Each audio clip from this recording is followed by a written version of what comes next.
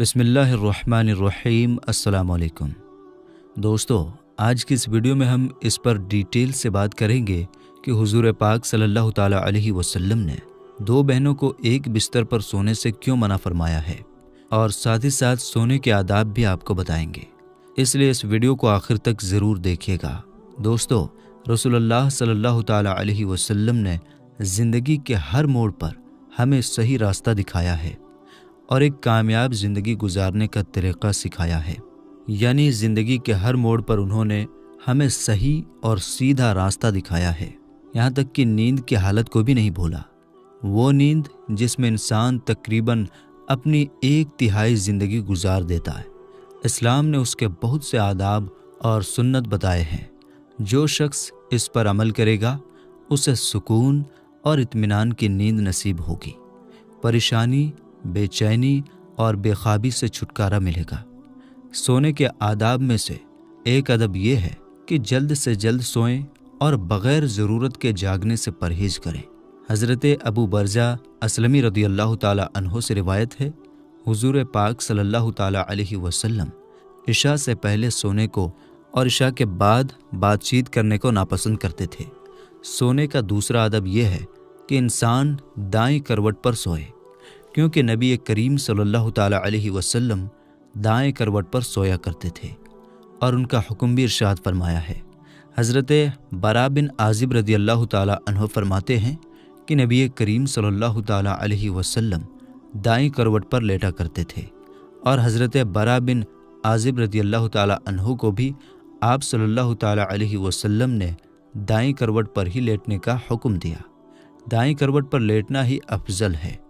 چاہے قبلہ کی طرف منہ ہو جائے یا پیٹ، یا قبلہ دائیں ہو یا بائیں، دائیں کروٹ پر ہی لیٹنا چاہیے، کیونکہ نبی کریم صلی اللہ تعالیٰ علیہ وسلم نے اسی کا حکم فرمایا ہے۔ تیسرا ادب یہ ہے کہ انسان لیٹتے وقت دائیں ہاتھ کو دائیں رخسار کے نیچے رکھ لے، یعنی دائیں گال کے نیچے رکھ لے۔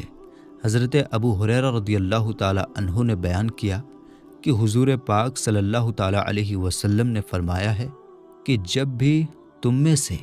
کوئی شخص اپنے بستر پر آ جائے تو اپنا بستر جھاڑ لے،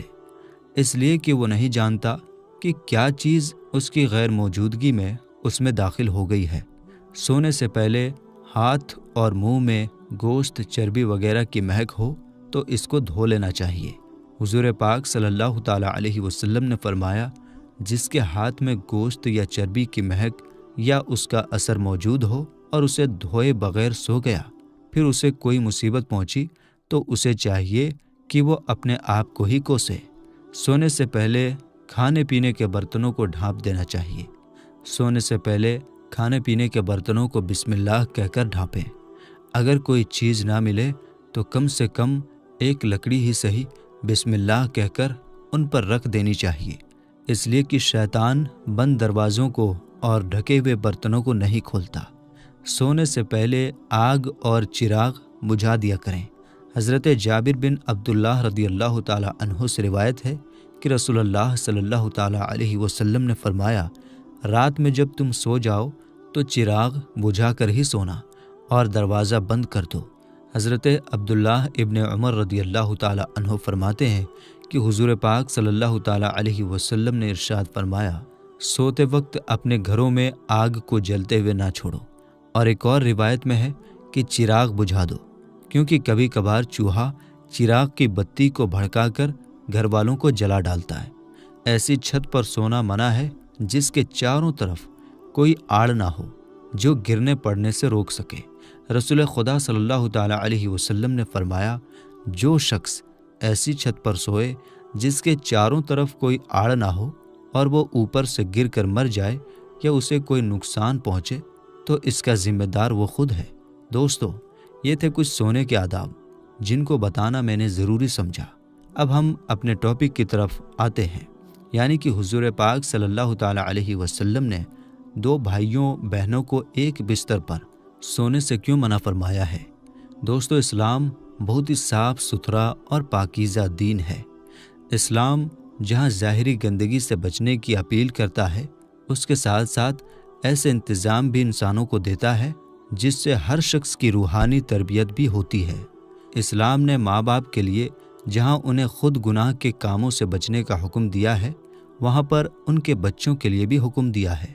حضرت عبداللہ بن عمر رضی اللہ تعالی عنہ بیان کرتے ہیں کہ نبی کریم صلی اللہ تعالی علیہ وسلم نے ارشاد فرمایا، جب تمہارے بچے 7 سال کے ہو جائیں تو انہیں نماز پڑھنے کا حکم دیں، اور جب 10 سال کے ہو جائیں تو انہیں نماز نہ پڑھنے پر ماریں اور ان کے بستروں کو جدا جدا اور الگ الگ کر دیں۔ علامہ محمود محمد رحمۃ اللہ تعالی علیہ ابو داؤد کی شرح میں لکھتے ہیں کہ ان کے بستر جدا جدا کر دو۔ اس کا مطلب یہ ہے کہ ان کے سونے کی جگہ الگ الگ بناؤ، اس لیے کہ جب وہ 10 سال کو پہنچتے ہیں تو وہ بالغ ہونے کے قریب ہو جاتے ہیں، ان کی شہوت زیادہ ہوتی ہے اور ان کے بگڑنے کا زیادہ ڈر ہوتا ہے۔ یہ اس بات کا ثبوت دے رہا ہے کہ اولاد کے ماں باپ پر واجب ہے کہ بچے جب 10 سال کی عمر کو پہنچ جائیں تو وہ بچوں کے بستر الگ کر دیں، چاہے وہ بھائی ہی کیوں نہ ہو۔ حضور پاک صلی اللہ تعالی علیہ وسلم نے بچوں کو الگ الگ بستروں پر سلانے کا جو حکم آج سے 1400 سال پہلے دیا تھا، آج کی میڈیکل سائنس نہ صرف اس کو مان رہی ہے بلکہ اس پر زور دیتے ہیں، اس کے فائدے گنواتے ہیں اور اس سے لاپرواہی برتنے پر برے انجام سے بھی ڈراتے ہیں۔ امریکہ کی ایک رپورٹ کے مطابق کہتے ہیں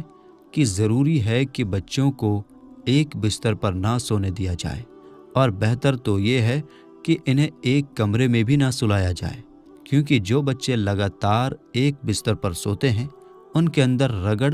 اور جسمانی ملاپ کی بیماری پیدا ہوتی ہے، اور دھیرے دھیرے یہ بچے جنسی کھیل کھیلنے لگتے ہیں۔ سونے والے کمرے میں ماں باپ کے ساتھ ساتھ بچوں کا سونا بھی کسی صورت حکمت سے خالی نہیں ہے، کیونکہ بچے دیکھنے میں سوئے ہوئے نظر آتے ہیں لیکن حقیقت میں وہ جاگتے ہوتے ہیں۔ 2-3 سال کے بچوں کا بھی عام طور پر یہی حال ہوتا ہے۔ ایسے بچے جاگتے ہی اپنے ماں باپ کو جنسی ملاپ کی حالت میں دیکھ کر ڈر جاتے ہیں اور اکثر ان کا برا حال ہوتا ہے۔ کبھی کبھار ایسا بھی ہوتا ہے کہ گہری اندھیری رات بھی ان کی آنکھوں پر پردہ نہیں ڈال سکتی، اس لیے کہ کچھ جنسی حرکتوں کے ہونے کی وجہ سے بھی چھوٹے بچوں کی نیند اڑ جاتی ہے، اور یہ نوعمر بچوں میں جنسی خواہشات ابھرنے لگتے ہیں اور شروع سے ہی ان کی عادتیں بھی بگڑنے لگتی ہیں، اور ان بگڑنے والی عادتوں کو ہم بہت ہی آسانی کے ساتھ بستر الگ نہ کرنے کی صورت میں جوڑ سکتے ہیں، جس میں بچے ماں باپ کے ساتھ ایک کمرے میں سوتے ہیں اور ان کی حرکتوں سے متاثر ہوتے ہیں، جبکہ شریعت کی طرف سے اس پر بہت سختی کی گئی ہے۔ اس لیے ماں باپ کو اس سلسلے میں بڑی احتیاط اور سخت پرہیز کی ضرورت ہے۔ علامہ مناوی جامع صغیر کی شرح میں لکھتے ہیں کہ جب تمہاری اولاد 10 سال کی عمر کو پہنچ جائے تو ان کے وہ بستر جہاں وہ سوتے ہیں جدا جدا کر دو، شہوت کی مصیبتوں سے ڈرتے ہوئے، اگرچہ 2 بہنیں ہی کیوں نہ ہو۔ اس طرح ایک روایت میں حضور پاک صلی اللہ تعالی علیہ وسلم نے ارشاد فرمایا ہے کہ مرد مرد کی سطر یعنی شرمگاہ کی طرف نہ دیکھے، اور نہ ہی عورت عورت کی سطر کی طرف دیکھے، اور مرد ایک مرد کے ساتھ ایک کپڑے میں جمع نہ ہو، اور نہ عورت عورت کے ساتھ ایک کپڑے میں جمع ہو۔ اس حدیث میں بھی یہ حکمت ہے کہ مرد و زن برائی سے بچے رہیں اور اپنے آپ کو گناہ سے بچائے رکھیں، کیونکہ جب تنہائی اور ایک ہی بستر میں انہیں سونے کی جگہ ملتی ہے تو شیطانیت کا دروازہ کھلنے میں دیر نہیں لگتا۔ اس لیے اسلام نے اس دروازے کو بند کرنے کے لیے یہ تعلیم دی ہے کہ 10 سال جو شعوری عمر کی شروعاتی ہوتی ہے اس سے ہی پابندی کر دی جائے تاکہ برائی کے راستے بند ہو جائیں۔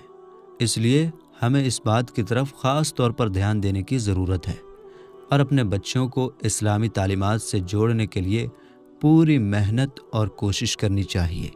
اور یاد رکھیں میرے دوستو، اپنے چھوٹے بچوں کو چاہے وہ 10 سال کا ہی کیوں نہ ہو یا 15 سال کا ہی کیوں نہ ہو، ان کو موبائل نہ دیں۔ اگر آپ ان کے ہاتھوں میں موبائل دیتے ہیں اور وہ کسی کونے میں جا کر اپنے چھوٹے بھائی کو لے جا کر اگر وہ کوئی بھی چیز دیکھ رہے ہیں، مثلاً آپ کو پتہ ہے کہ وہ کوئی ایسی چیز نہیں دیکھ رہا ہے، وہ تو کوئی گیم کھیل رہا ہوگا یا وہ کوئی کارٹون دیکھ رہا ہوگا، ایسا ہمیں لگتا ہے، لیکن آج کا الگوریدم اتنا فاسٹ ہے، آج کی سوشل میڈیا اتنی ایکٹیو ہے اتنا ماڈرن ہو چکا ہے کہ بچوں کے سامنے بھی ایسی ایسی چیزیں آتی ہیں، تو ان کو روکنے کے لیے جو ضروری چیزیں ہیں وہ آپ سب سے پہلے کریں، اس کے بعد ہی بچوں کے ہاتھوں میں موبائل دے دیں۔ اور ضروری ہے کہ آپ ہر وقت اس موبائل کی ہسٹری کو، اس موبائل کے ڈیٹا کو آپ ضرور چیک کیا کریں۔ تو ماں باپ کی یہ ذمہ داری بنتی ہے کہ اپنے بچوں کی دیکھ بھال کریں، اپنے بچوں پر نظر رکھیں۔ تو میرے دوستو، ہم امید کرتے ہیں کہ آج کی ہماری یہ ویڈیو آپ کو پسند آئی ہوگی۔ ویڈیو اگر پسند آئی ہو تو لائک اور شیئر کیجیے گا، اور ویڈیو سمجھ میں آئی یا نہیں یہ بھی آپ ہمیں کمنٹ باکس میں ضرور بتائیے گا،